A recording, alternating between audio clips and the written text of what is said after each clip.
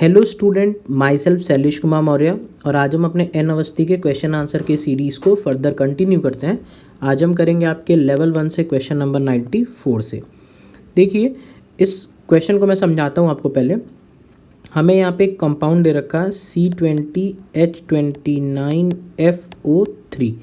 ठीक है, ये कंपाउंड दे रखा है। अब कहता क्या है, एक आपने एक सॉल्यूशन बनाया पहले। ठीक है, ये मान लीजिए आपके पास आपने इसका एक सॉल्यूशन बनाया। इस सॉल्यूशन की खास बात क्या है कि इसका आपने 500 ml सॉल्यूशन बनाया और इस 500 सॉल्यूशन में इस गिवन कंपाउंड का आपने 10 मिलीग्राम निकाला। 10 मिलीग्राम मतलब ये जो C20H29FO3 है, इसको 500 ml में डिज़ोल्व कर दिया।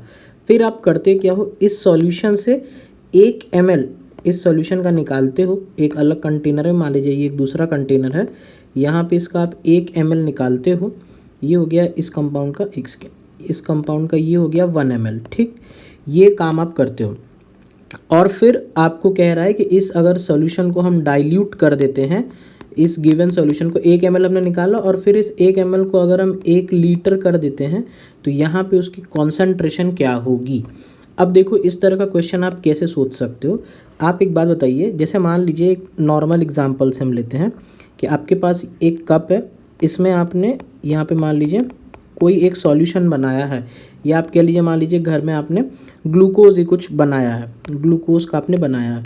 अब इस ग्लूकोज की खास बात क्या होती है, आप बताओ कि आप इसकी एक बूंद को टेस्ट करो या पूरे के पूरे ग्लूकोज को टेस्ट करो, सबका टेस्ट बराबर ही आता है। ये हमारा इन जनरल हमें देखने को हमेशा ही मिलता है।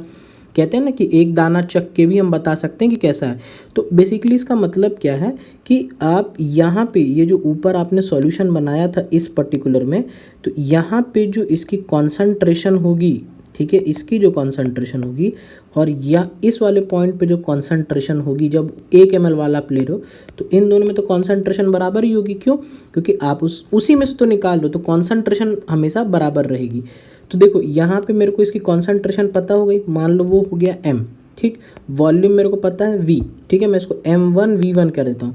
इस वाले बगल वाले सॉल्यूशन में मेरे को कितना वॉल्यूम कर देना है, v2 मुझे पता है, लेकिन मुझे m2 नहीं पता, तो मेरे को इक्वेशन क्या लगानी होगी, m1v1 is equals to m2v2।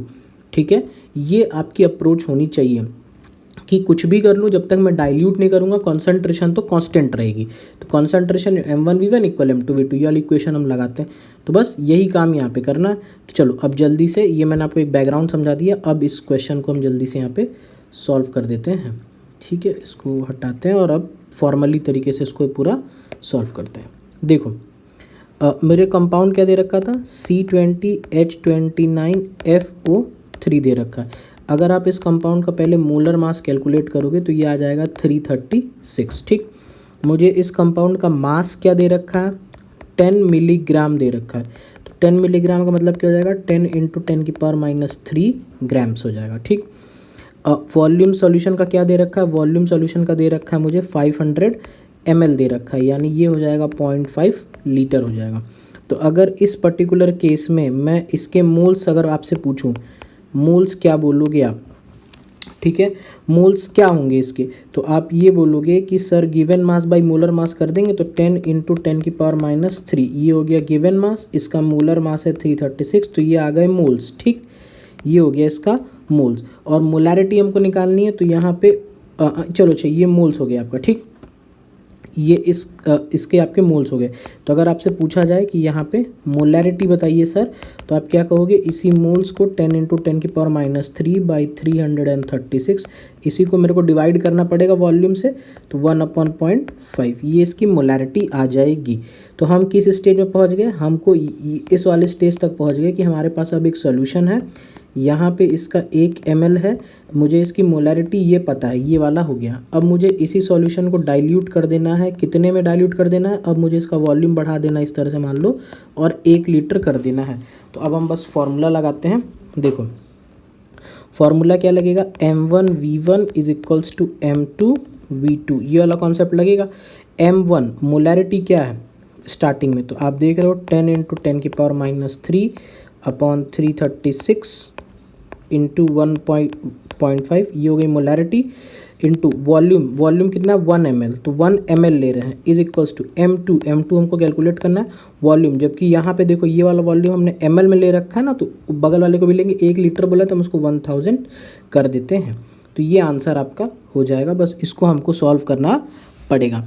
अगर आप इस क्वेश्चन को यहाँ पे इस तरह से सॉल्व करोगे तो आप पाओगे कि आपका जो M2 की वैल्यू आएगी दैट कम्स अराउंड, इसका देख लेता हूँ मैं एक बार, ये आ जा रहा है 5.95 इंटू 10⁻⁻8, ये आंसर आ जा रहा है। ठीक है, तो ऐसा देख लेते, किसी ऑप्शन में दे रखा है 5.95 इंटू 10⁻⁸, ये देखो ये जो आपका ऑप्शन सी है ये यही है। ठीक है, तो इस तरह से करना है, काफ़ी इजी क्वेश्चन है, बस थोड़ा सा आपको ना सोचना पड़ेगा कि कौन सी चीज़ें कांस्टेंट है, किस तरह से हम प्रोसीड। आइए नेक्स्ट क्वेश्चन करते हैं, क्वेश्चन नंबर 95 क्वेश्चन को यहाँ पे देखते हैं।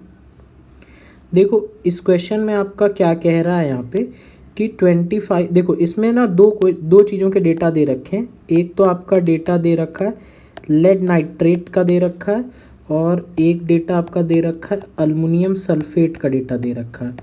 ठीक है, देखो लेड नाइट्रेट का डेटा क्या दे रखा है, इसका वॉल्यूम दे रखा है 25 ml, मोलैरिटी दे रखी है 0.15 m।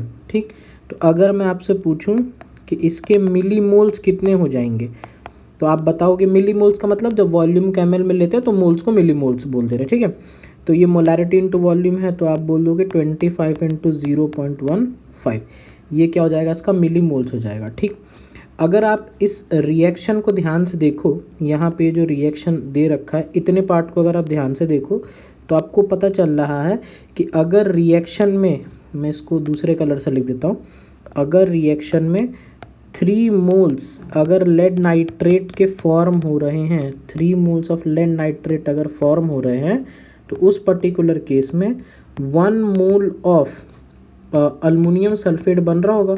ये चीज़ हमें इस रिएक्शन से देख के पता चली, 3 गुना बन रहा है।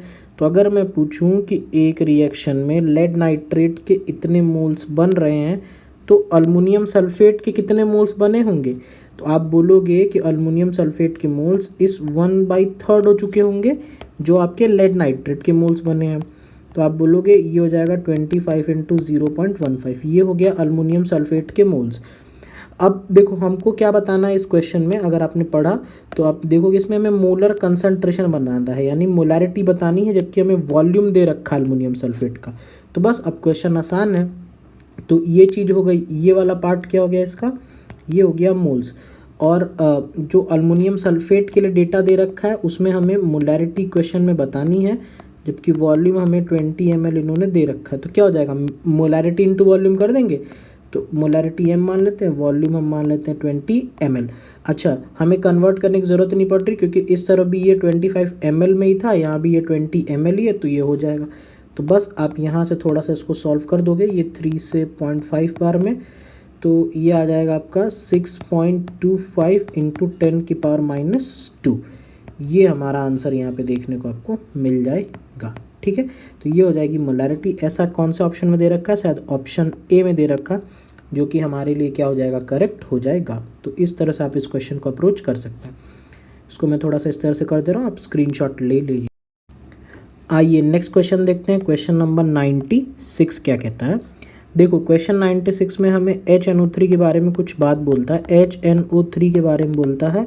इसका जो 63% ये प्रेजेंट है वेट बाय वेट, तो वेट बाय वेट 63% का मतलब बहुत बार लिख चुका हमने, 63 ग्राम ऑफ HNO3 इज